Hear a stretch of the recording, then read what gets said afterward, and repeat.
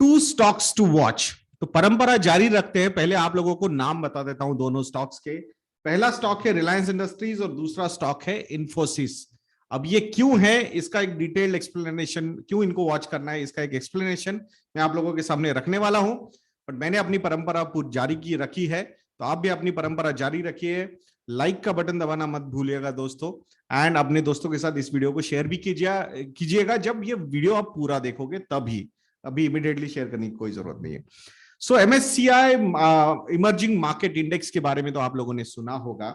तो ये जो इंडेक्स है ये स्पेसिफिकली इमर्जिंग मार्केट्स में इन्वेस्ट करता है। 25 प्लस इमर्जिंग मार्केट्स, मतलब developing Nations, not develop world. So emerging है ये, तो यहाँ पे ग्रोथ रेट्स जो है वो ज्यादा होते हैं कंपेयर टू डेवलप वर्ल्ड। तो ऐसे मार्केट्स का एक इंडेक्स एमएससीआई, मॉर्गन स्टैनली की जो कंपनी है मॉर्गन स्टैनली, तो वो उन्होंने ये इंडाइसेस बनाए हुए हैं।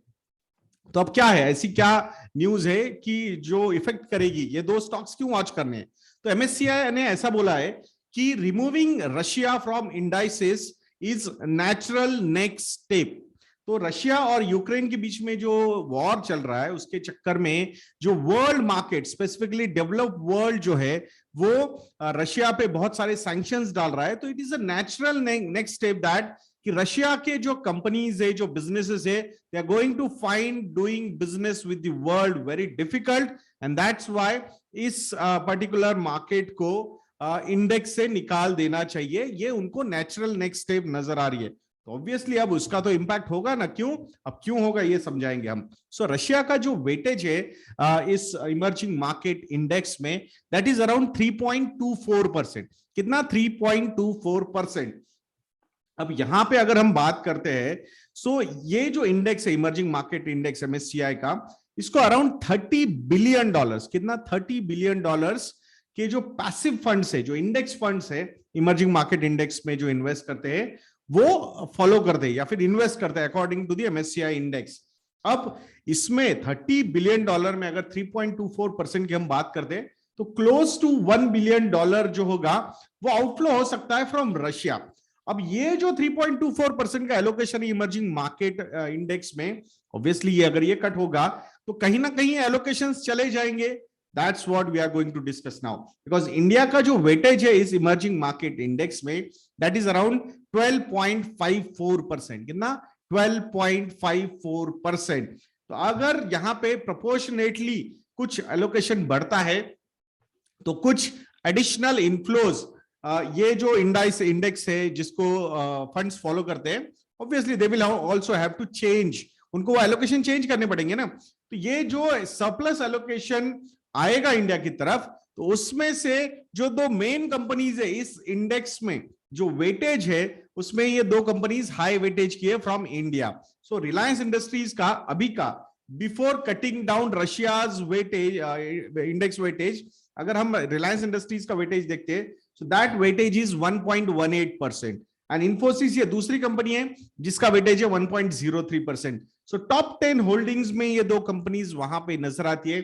सो डेफिनेटली अगर रशिया को इंडेक्स से निकाला जाता है, बाहर निकाला जाता है, तो डेफिनेटली एग्जिस्टिंग इमर्जिंग मार्केट्स में वो एलोकेशन एडजस्ट हो सकता है, और उसका सम पोर्शन $150 मिलियन का वो शायद इंडियन मार्केट्स में आ सकता है, जिसमें ये दो कंपनीज मेजर बेनिफिशियरीज हो सकती है।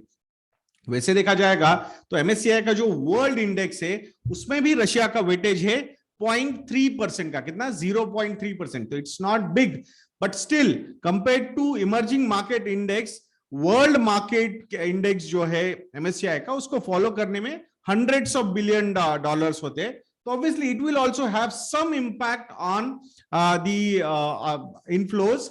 So let's see क्या होता है नहीं होता है ये पर्टिकुलर स्टेप, ये आने वाला समय ही बताएगा।